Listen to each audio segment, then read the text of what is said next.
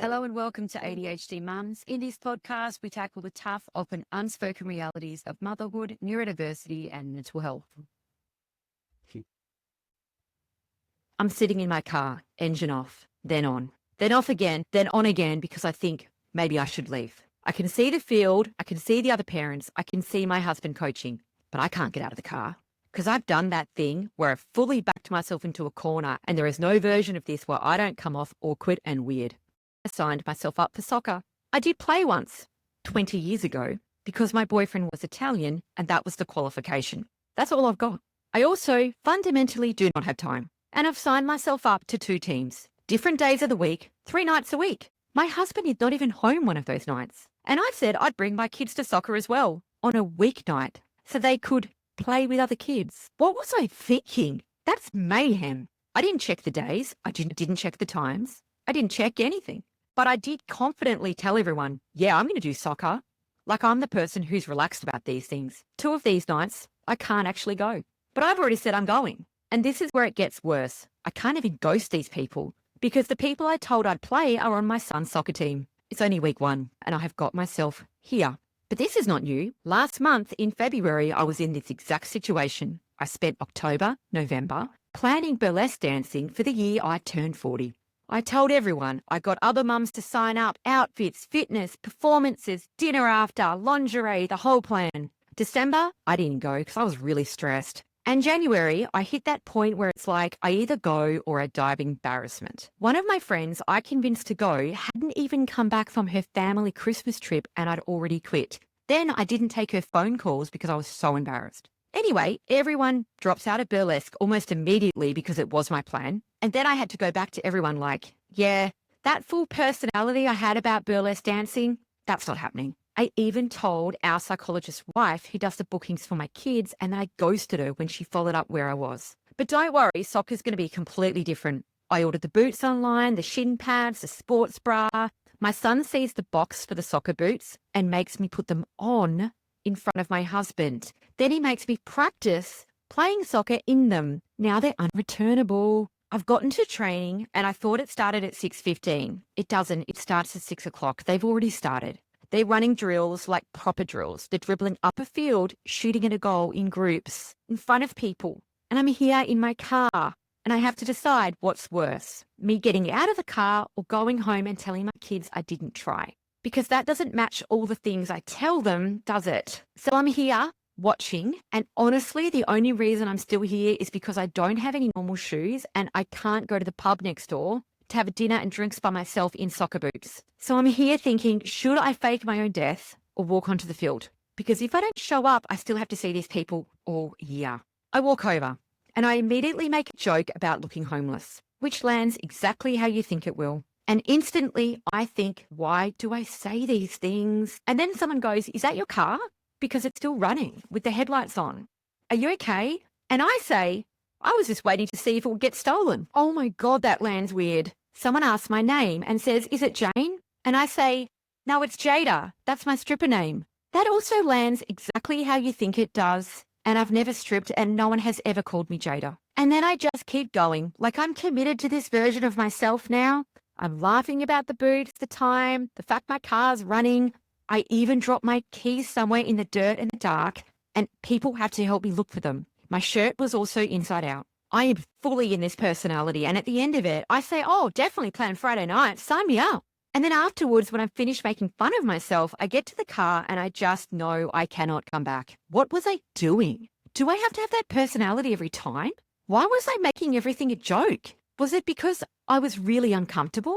Was that just all of my ADHD-ness because my meds have worn off at 6 o'clock at night? Why do I do that? And this is where it gets hard to see because instead of saying I'm overwhelmed, it comes out as I'd lose my head if it wasn't attached. Oh my God, what a stupid thing to say. And it fits. Like it slides right in. No one pauses, no one looks twice. Classic self-depreciating humor. And when you take pressure on yourself and turn it into a joke, that's just way safer than admitting that you're struggling. So instead of saying, I'm not coping, it comes out as, oh, I'm just a disaster.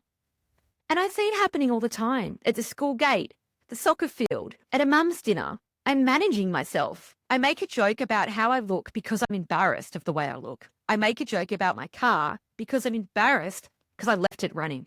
A joke about my name, I don't even know why. Before anyone can decide anything about me, I make sure that I control what they think. Because if I don't, there's a split second where it could land differently. Like, my God, she's a shit fight. She's not coping. Is she okay? Is she going to turn up to the game?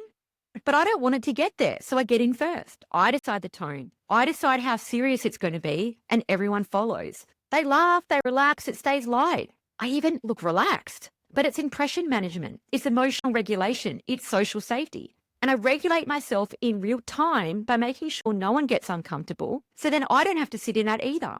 And it works. I mean, it genuinely works. I've been doing it for years. It reduces awkwardness, lowers the risk, keeps everything moving, covers up awkward silences, and it hides the actual strain that I'm feeling. Because the version that people see is, she's super funny, she's relaxed, she's fine, let's invite her out. But the version that I actually am is, I've signed up for something I can't sustain. I'm overwhelmed. I'm pretty sure I'm the worst player here. I'm already thinking, how the fuck can I get out of this? But those two things don't meet. And so I just make a joke that sits in between. It sounds like I'm just laughing it off, but that's actually how I stay safe. And now that's my personality at soccer. But that's not who I am. The problem is that it doesn't just stop at that joke. Because I've made it light and everyone's laughed, it's landed as not a big deal. And your brain follows that. Like when you get in the car after, you're replaying it. The boots, the jokes, the stripper name, oh, the homeless comment. And instead of actually saying, this is a lot for me to get here, I'm exhausted, I got the time wrong, I don't know what I'm doing, I was so stressed out I put my shirt on the wrong way, I just go, oh, it's not that bad, and make a joke of it. That version doesn't say, this is too much, I can't be out 3 nights a week, I definitely can't bring my kids to the side of a soccer field at bedtime and think this is going to work. She goes, yeah, it'll be fine. And this is something called cognitive downplaying. It's when your brain reduces how serious something feels so you can keep going. It turns it into, it's fine, it's not that bad, I'll make it work, even when it's not working. And you can see how it builds, because first you don't say it properly. Like at the soccer field, there wasn't one single moment where I said, this is actually really hard for me, my ADHD meds are wearing off, and I'm losing the plot. I left the car running, I lost my keys, my shirt was on inside out, I got the wrong time, and I shift from saying, this is really hard, to, I'm just like this, and make a joke. Instead of saying, I overcommitted, I didn't check it, this is too much, I'm thinking, why am I like this? I'll just push through. I'll show up Friday. I'll just keep going, even though I actually know that doesn't work. And that's the cost, because nothing changes. I'm still signed up. I'm still overcommitted. I'm still not opening any of the group chats. I'm still walking into something I don't have capacity for because I've made myself smaller. I've made myself manageable. And maybe it looks like coping and being relaxed, but it isn't. This is my brain slowly rewriting what I believe about myself, that I'm disorganized. I can't follow through. But actually, there was a point back there where it was too much and I felt it, but I turned it into a joke. And then I turned it into nothing. And this is the part that starts to feel personal. Like I get in the car and I'm not just thinking about soccer anymore. I'm thinking I can't go back because now that's who I am there. Jada, the stripper, the whole performance. Feels like that's my personality now, and I've said it. And this is where it turns on you. It stops being the situation was too much. It becomes, that's who I am in situations like that. And once it lands there, you carry it. You don't question the setup anymore. You don't question signing up 3 days a week. You don't question dragging your kids out at bedtime. You question yourself. Why am I like this? And that's where it flips, because this isn't just not coping. You're blaming your personality. But it actually started as load and overwhelm. It felt too much. I went into overdrive. I go into self-depreciating humor. You will have your own thing that you go into. And that might be how you manage it socially. But none of that means you are the problem, even if you reflect later on. It means the load was wrong. And once that lands, something shifts. Not in what you do, but in what you stop carrying. Because if it's the load, you don't have to turn this into identity. I don't have to walk back onto the field thinking I have to be that version of me again. You get to see it differently. Because that isn't my personality. That was just a stress response. A really effective one I've been doing since I was a kid. It keeps me safe, keeps me moving, gets me through the moment, controls what people think about me. But it also hides the fact that the situation didn't fit. And I only do that when I'm stressed out and nervous. So when I stop explaining it to, I don't know why I'm like this, the pressure moves off you back to the situation you were trying to hold. Because that is the part that actually changes things. Because it's not, how do I become less awkward, less over the top, less stripper Jane at soccer with the car left running, less me. The question is, how do I make that actually work for me? And how do I say no in the moment? I'm sorry, I can't join soccer. I actually cannot physically do that. Or two, I'm really uncomfortable and nervous about coming to soccer training. Could you come meet me in the car? Those are two completely different questions, because I don't need to fix my personality to go back there. I need to stop carrying something that was never mine to carry in the first place. Thank you so much for listening. I'll see you next time. Quick announcement. Did you know that we have an ADHD Mums shop filled with resources designed just for you? These resources are packed with answers to the most frequently asked questions I get sent in via email. Everything from understanding ADHD and autism to practical tips for daily life. There's also a free assessment tool.